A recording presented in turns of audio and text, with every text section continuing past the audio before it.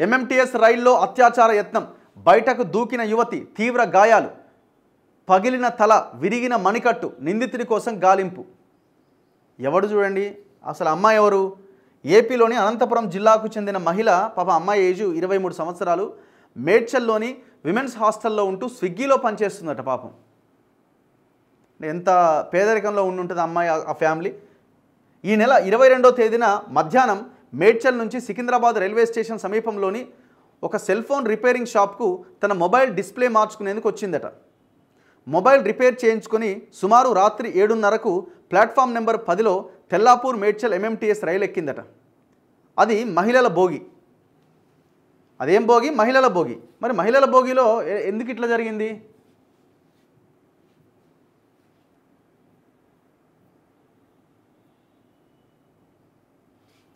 అప్పుడు ఆ బోగిలో సదరు యువతితో పాటుగా మరో 2 మహిళలు మాత్రమే ఉన్నారు.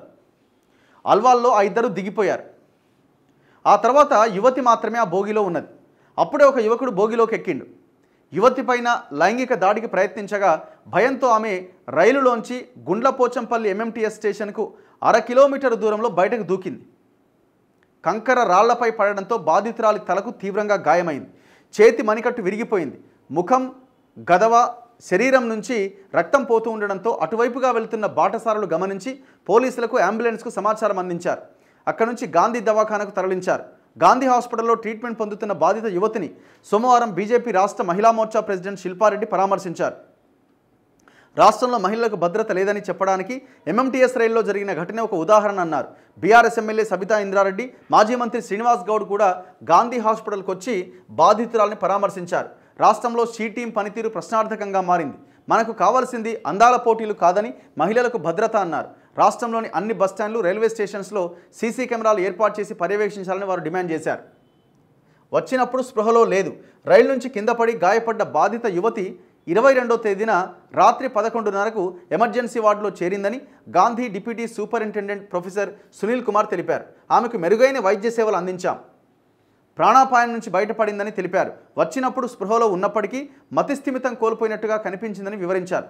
హ్యాండ్ రిస్ట్ విరిగి శరీరం పైన మాన్యువల్గా, ముఖం పైన సాఫ్ట్ ఇంజురీలు ఉన్నాయి. న్యూరో సర్జరీ, ట్రామా డిపార్ట్మెంట్లో డాక్టర్లు, ఆర్థోపెడిక్, ప్లాస్టిక్ సర్జరీ డాక్టర్లు ట్రీట్మెంట్ చేశారు. SP Chandana Deepthi, government railway police SP మాట్లాడుతున్నారు. నిందితుడి కోసం గాలిస్తున్నాం. గాంధీ హాస్పిటల్ వెళ్ళి బాధిత యువతిని పరామర్శించాను. ఘటన జరిగిన తీరును అడిగి తెలుసుకున్నాను. నిందితుడి కోసం 4 ప్రత్యేక బృందాలు రంగంలోకి దింపాం. 2 బృందాలు సీసీ కెమెరాల ఫుటేజ్ పరిశీలిస్తున్నాయి. టెక్నికల్ ఎవిడెన్స్ సేకరిస్తున్నాం. స్టేట్మెంట్ రికార్డ్ చేశాం. నిందితుడిని గుర్తించడంలో పురోగతి సాధించాం. త్వరలోనే పట్టుకుంటాం. నిందితుడి వయసు 25 ఏళ్ళు ఉండొచ్చు. చెక్స్ షర్టు, షార్ట్ వేసుకొని ఉన్నాడు. బాధితురాలు పోలీసుల దృష్టికి తెచ్చింది. యువతికి ప్రాణాపాయం లేదు అని నిన్న ఎస్పీ మాట్లాడుతున్నారు. ఏంది ఇది దారుణం? ఎంత అన్యాయం ఇది!